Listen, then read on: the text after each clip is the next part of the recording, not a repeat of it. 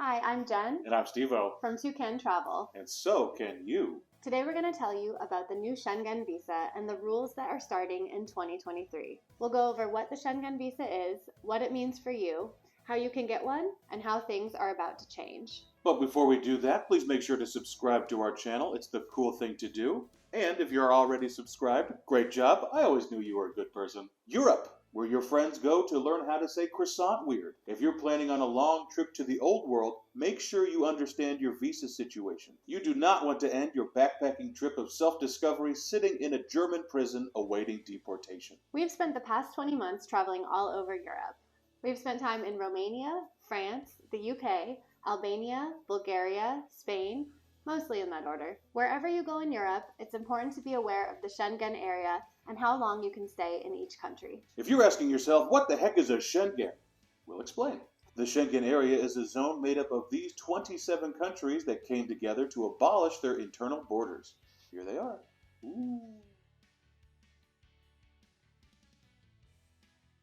This allows for the free and unrestricted movement of people throughout the Schengen zone. Croatia was the latest country to join the Schengen area in January of 2023. More countries are set to enter the Schengen zone soon, including Romania, Bulgaria, and Cyprus. Interestingly, some countries that aren't in the EU are in the Schengen zone, like Norway and Iceland. Another fun fact, the Schengen zone was named for the city of Schengen, which is in Luxembourg, where the treaty was signed. The Schengen area is the world's largest visa-free zone. Well, at least for now, but we'll get more into that later. So now that you understand what the Schengen area is, let's talk about the Schengen visa. A Schengen visa is the visa some travelers can get when they enter the Schengen zone, depending on what passport you hold. If you are from any of the following 62 countries, then currently, as we're making this video in February 2023, there is no paperwork and no need to apply for a Schengen visa. Your entry stamp serves as your Schengen visa and allows you to travel around and stay in any of the 27 Schengen area countries without having to apply for a new visa for each country. That means you can land in Spain, take a train to France, bus over to Belgium, bike over to Germany, take a river cruise to Austria, and accidentally wander into Liechtenstein, all without having to show your passport or go through immigration. It's important to note that all of this is going to change near the end of 2023. We'll go over why later on in this video. This all sounds great. Surely there are no downsides to this amazing system. The downside is with the Schengen visa, you can only stay in the Schengen zone 90 days out of any 180-day period. Not helpful. Not really helpful right now, but adorable. Generally speaking, passport holders from the 62 countries we mentioned before can stay in the Schengen zone for 90 days in any 180-day period. That sounds pretty straightforward. It's not. Oh. The 180-day period is any 180-day period. So for example, if you go to Spain for 45 days, which is in the Schengen zone, then go to Bulgaria for a week, which is not in the Schengen zone, then head to Germany, which is in the Schengen zone, then you do not get a new 90 days to spend in the Schengen zone. You will only have 45 days because of the moving 180-day window. If you stay out of the Schengen zone for as long as you are in the Schengen zone, then you probably don't need to worry about getting deported. If this all sounds confusing, don't worry. There are a multitude of apps that can help you keep track of your time in the Schengen zone. You put in your travel dates, and the app does all of the math. The apps can tell you how many days you can stay in the Schengen zone, or how long you'll have to wait before you can go back in.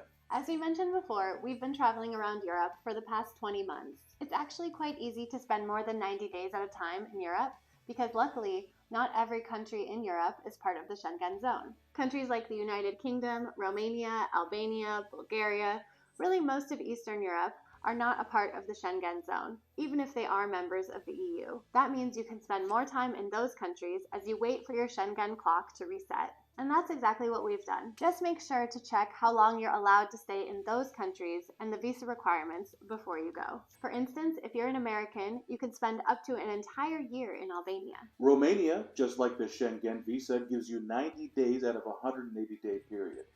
And that 90 days and a 180-day period is not a suggestion, it is very much the rule and very much the law. And if you break that law, you will get deported. And getting deported is not fun. Trust me on this one. From our own personal experience, at the end of 2021, we spent 90 days house sitting across France. We would have stayed longer and finally learned how to say croissant correctly, but we did not want to overstay. Penalties for overstaying your time in the Schengen zone are pretty serious. You will get deported, probably fined, and you may even get banned from re-entering the Schengen zone for several years. We definitely didn't want that. We love good cheese and wine, so we left France and spent the next months in the UK and Albania while we waited for our Schengen clock to reset before going to Spain. Now for the really important information, the new Schengen visa changes that are starting in 2023.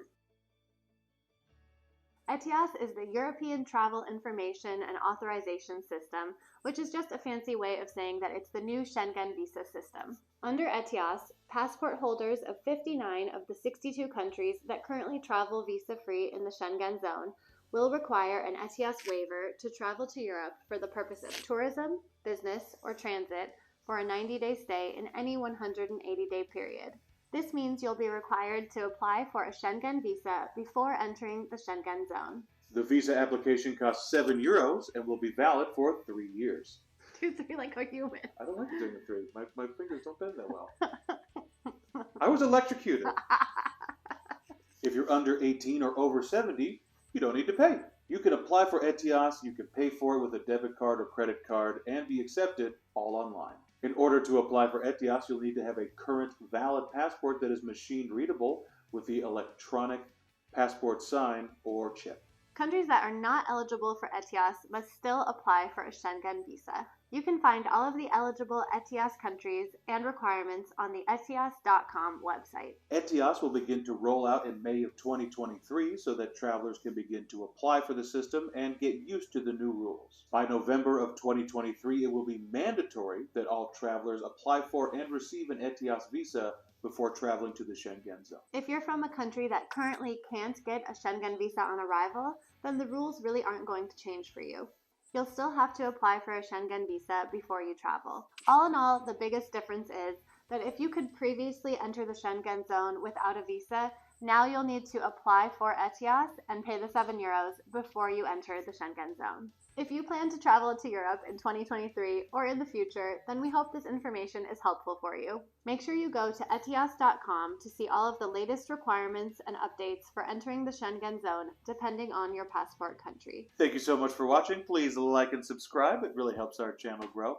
If your trip is coming up soon, check out this video all about your travel insurance options. We'll see you in the next one.